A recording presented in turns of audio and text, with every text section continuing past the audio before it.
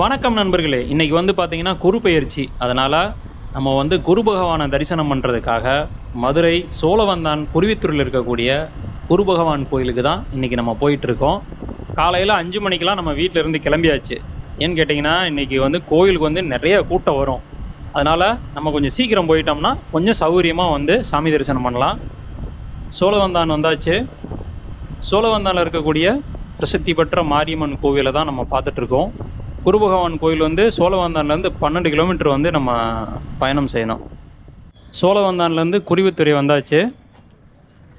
நம்ம வந்து சோழவந்தான் குருவித்துறை வழியாக வந்தோம்னா இந்த பிரிவு வழியாக தான் நம்ம வந்து கோவிலுக்கு போக வேண்டியது இருக்கும். மதுரையிலிருந்து சோழவந்தான் குருவித்துறை வழியாக வரக்கூடிய ரோடு வந்து பார்த்திங்கன்னா ரொம்ப அருமையாக இருக்குங்க. வழி நெடுக மரமாக இருக்கிறதுனால நம்ம வண்டி ஓட்டுறதுக்கு சுத்தமாகவே களைப்பு தெரியலை. வழிநடுக மரங்கள் அதிகமாக இருக்கிறதுனால நல்ல சிலுசிலுன்னு காற்று வேற அடிக்குது. கோவிலுக்கு பக்கத்தில் வந்தாச்சு. கார் பார்க்கிங் எங்கே போட்டிருக்கான்னு பாருங்கள். கோவிலிருந்து ஒரு 1/2 கிலோமீட்டருக்கு முன்னாலே வந்து கார் பார்க்கிங் போட்டாங்க. இங்கேயே பேரிகார்டு வச்சு மறைச்சு காரெல்லாம் இங்கேயே நிறுத்திட்டு இருக்காங்க. நம்ம வந்து 2 வீலரில் வந்ததுனால நம்ம கோவில் பக்கத்தில் வரைக்கும் நம்மளுக்கு அனுமதி கொடுத்துருக்காங்க. கோவிலுக்கு முன்னாடியே இருசக்கர வாகனத்தை நிறுத்துறதுக்கு வந்து இடம் ஒதுக்கி கொடுத்துருக்காங்க. நம்ம வண்டியை நிறுத்திட்டு கோயிலுக்கு போயிட்டுருக்கோம். நம்ம பார்த்துட்டு இருக்கக்கூடிய இந்த கோவில் வந்து சோழவந்தான் குருவித்துறையில் இருக்கக்கூடிய அருள்மிகு சித்திரரத வல்லப பெருமாள் திருக்கோயில். இந்த கோவிலுக்குள்ளே தான் குரு பகவானுக்கும் கோவில் இருக்குது. நம்ம முதல்ல குரு பகவானை தரிசனம் பண்ணிட்டு அதுக்கப்புறமா பெருமாளையும் நம்ம தரிசனம் பண்ண போகிறோம். இந்த பெருமாள் கோயில் வந்து ரொம்ப பழமையான கோயிலுங்க. குரு பயிற்சி பார்த்தீங்கன்னா இன்னைக்கு சாயங்காலம் தான் ஆரம்பிக்குது. அதனால் காலையில் வந்து கூட்டம் அதிகமாக இல்லை, சாயந்தரம் தான் கூட்டம் அதிகமாக வரும். இப்போ பார்த்தீங்கன்னா ஒரு 300லேருந்து 400 பேர் தான் கோவிலில் இருக்காங்க. நமக்கு நேராக தெரியக்கூடியது தான் குரு பகவான் சன்னதி. முன்னாடி வந்து குரு பகவான் வந்து கோவிலுக்கு உள்ளதாக இருந்திருக்காரு, பெருமாள் பக்கத்தில். அதுக்கப்புறமா வந்து கோவிலுக்கு வெளியில் வந்து அவருக்கு வந்து பிரதிஷ்டை பண்ணி சன்னதி அமைச்சிருக்காங்க. குரு பகவானை தரிசனம் பண்ணிட்டு அடுத்ததாக பெருமாளை தரிசனம் பண்ணுறதுக்காக நாங்கள் வரிசையில் நின்றுட்டுருக்கோம்.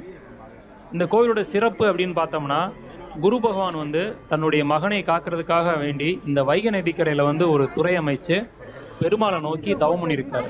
அதனால தான் இந்த இடத்துக்கு வந்து குருவின் துறை அப்படின்னு பேர் வந்திருக்கு. அது காலத்தால் வந்து மருவி குருவித்துறை அப்படின்னு ஆயிடுச்சு. குரு பகவானுடைய தவத்தால் மகிழ்ந்த பெருமாள் அவருக்கு அவருடைய மகனை வந்து மீட்டு கொடுத்துருக்காரு.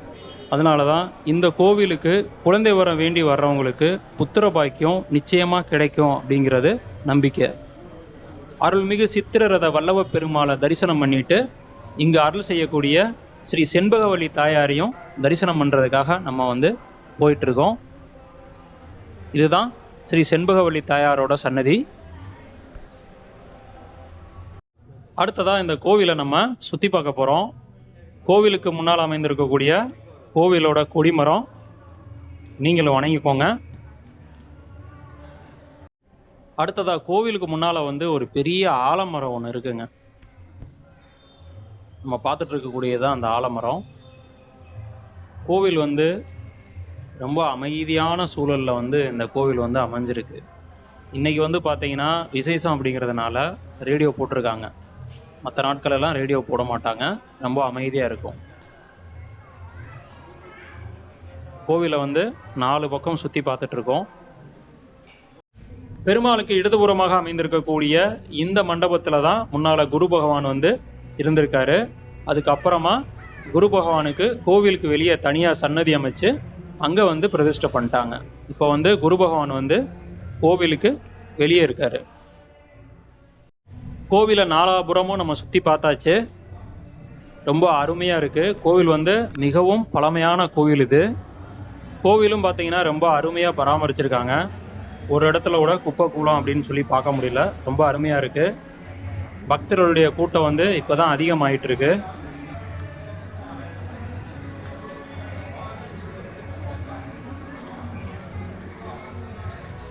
இங்கே வரக்கூடிய பக்தர்களுக்கு அன்னதான உணவு வந்து தயாராகிட்டு இருக்கு. 10:30 மணிக்கு மேலே அன்னதானம் போடுவோன்னு சொன்னாங்க. ஆனால் நாங்கள் வெயிலுக்கு முன்னால் வீட்டுக்கு போயிடலாம் அப்படின்னு சொல்லிட்டு நாங்கள் இங்கேருந்து கிளம்ப ஆரம்பிச்சிட்டோம். இந்த பெருமாள் வந்து குரு பகவானுக்கு காட்சி கொடுத்து அவருடைய மகனான கசனை மீட்டு தந்ததுனால இவருக்கு சித்திர ரத வல்லவ பெருமாள் அப்படின்னு பேர் வந்ததா தல வரலாறுல சொல்லியிருக்காங்க. இந்த கோயிலில் சக்கரத்தாழ்வாருக்கும் சன்னதி இருக்கு. குரு பகவானே இங்கே வந்து பெருமாளை நோக்கி தவம் செஞ்சதுனால குரு தோஷம் உள்ளவங்க இங்கே வந்து வழிபட்டு பரிகாரம் செஞ்சுக்கிட்டாங்க அப்படின்னா குரு தோஷம் நிவர்த்தியாகும் அப்படிங்கிறது ஐதீகம். குரு பார்க்க கோடி நன்மை அப்படின்னு சொல்லுவாங்க. திருமண தடை உள்ளவங்க இந்த கோவிலில் வந்து வேண்டிக்கிட்டாங்கன்னா அவங்களுக்கு விரைவில் திருமணம் ஆகும்னு இந்த கோவிலோட தல வரலாறுல சொல்லியிருக்காங்க. கோவிலோட ராஜகோபுரத்தை நம்ம பார்த்துட்டு இருக்கோம்.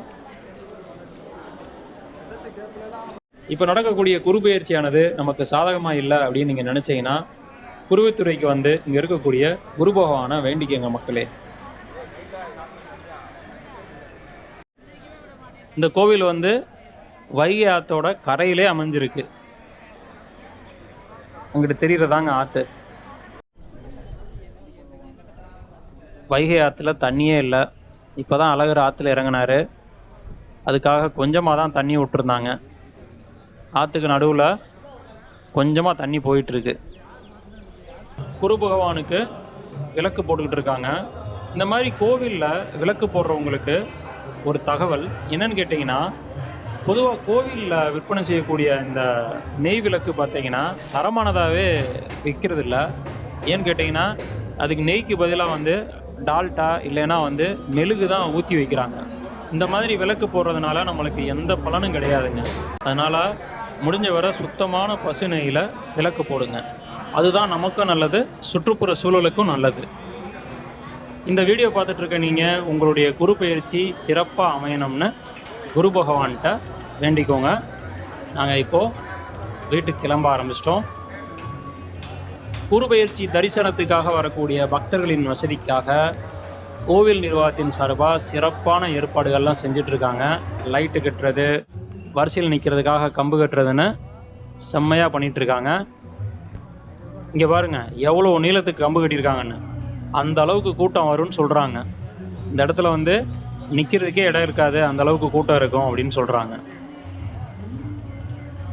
நீங்களும் ஒரு முறை இந்த கோவிலுக்கு வந்து பாருங்கள், எல்லோருக்கும் நல்லதே நடக்கும் அப்படின்னு சொல்லி நம்ம நம்புவோம். நீங்கள் நம்ம சேனலை இப்போ தான் முதல் முறையாக பார்க்குறீங்க அப்படின்னா மறக்காமல் நம்ம சேனலை சப்ஸ்கிரைப் பண்ணி வச்சுக்கோங்க.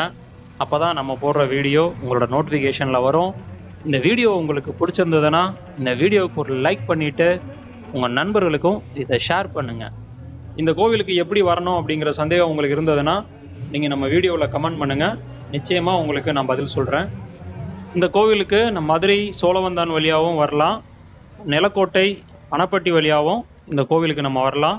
அணப்பட்டி வழியாக வந்தீங்கன்னா நம்ம பார்க்கக்கூடிய இந்த பிரிவுலேருந்து கொஞ்சம் தூரம் போனோம்னா அந்த குரு பகவான் கோவிலுக்கு போயிடலாம். மீண்டும் அடுத்த வீடியோவில் உங்களை சந்திக்கிறேன். நன்றி.